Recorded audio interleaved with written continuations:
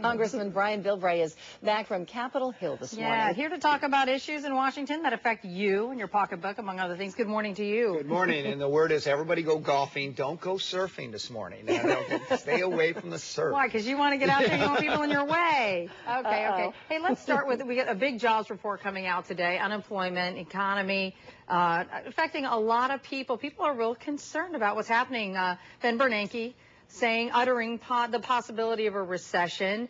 How do you feel the legislators on Capitol Hill are handling the situation, the economic situation with bailouts and things like that? Well, first of all, Washington always oversells and overpromises. I mean, the fact is the trouble is the economy moves back and forth, and like it or not, Washington does not have that much effect, except for usually they do the wrong thing. I mean, allowing the tax cuts to expire is going to be a tax increase just when you don't want money being taken out of the economy and being shifted over into Washington. So there's concerns there, but mostly what it is a lot of posturing, and that's just the nature of the creature. What we need to look at is fuel prices have just been through the ceiling, and it's astonishing that our economy has been able to maintain the strength it has over the last 5 years, right, with fuel costing so much it is. Same time is that the one thing that people didn't realize is that China, with its economic growth, is not only doing a huge environmental hit with its greenhouse gases, but also it's sucking up all the steel, all natural resources, and that's causing real problems down the line. So there's a whole lot of things that are happening there in the macro.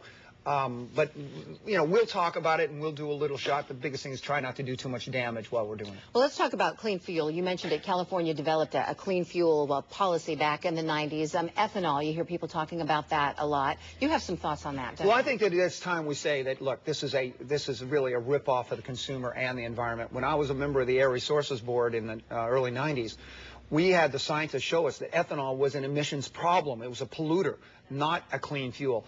Now, California Air Resources is so good that you've got probably a third of the states follow that because we're the gold standard here in California. But because of the corn ethanol lobbyists, they've not only allowed that to be in our mix, they force us to put it in the mix. And so it's not only polluting the gasoline, polluting the air, but then it's costing us $6 a comparable gallon in California to put this in. So they're picking our pocket, polluting our air, and then claiming to do it in the words of environmentalism. And I really think that those of us who really care about the environment and the economy need to stand up and say, this is the kind of insidious little insider trading that's going on. If you were a farm representing Iowa, fine, vote for it. So, but why are the people in California? So what should the government do? A lot of people are saying, hey, the Middle East really needs to pony up right now because of what we're doing in the region. Is that the solution to the high gas prices? What is the solution? Well, look, there's all kinds of we have biodiesel, we have different type of biofuels that can work. Ethanol is not one of them. And that's why you don't paint everything. What I worry about is that this scam with ethanol is going to paint all the green fuels out. And the other issues is natural gas. We have tons of natural gas. It's very clean. It could be our transition fuel until we get to a hydrogen economy. But you got to remember with hydrogen, if you do not have clean, cheap electricity, you've got to make hydrogen from natural gas. You don't want to have to do that. We're going to have to go back, and even Speaker Pelosi said, we're going to have to go back and revisit next generation nuclear, because that's the one technology with wind and hydroelectric that's able to produce electricity cheaply and effectively without causing air impacts. And we're going to have to be brave enough to say things that politicians haven't been willing to say for 10 years. Something else on the agenda, the Immigration Reform Caucus and the SAVE Act. You're involved in that. Tell us the latest. Well, the latest is the fact that we've had a bill with 45 Democrats and Republicans, the most bipartisan bill. You had Tom Tancredo and Duncan Hunter on a bill with the Black Caucus members and Hispanic Caucus, as the media call it, bipolar, not bipartisan. And it was such a big one.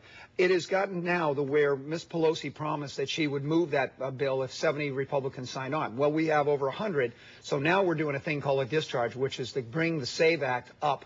And what would it do? All it does is say that every employer needs to call in to make sure that the Social Security number and the name matches. Finally, people are talking about employers getting involved, because that's been a huge issue. That is the big issue, and that is the dirty little secret they've avoided, because you don't want to tell your buddies you got to quit making money off of hiring illegals, which is the source of illegals.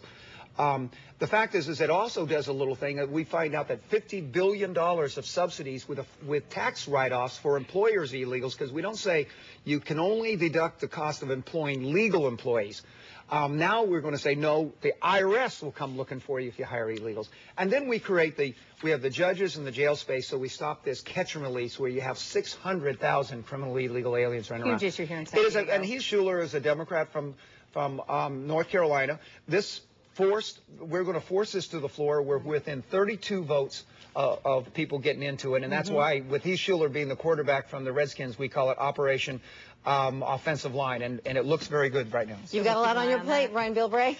Thank you very much. And you're very enthusiastic about it all. So thank you. Thanks for stopping by. Enjoy the surf. Okay, great.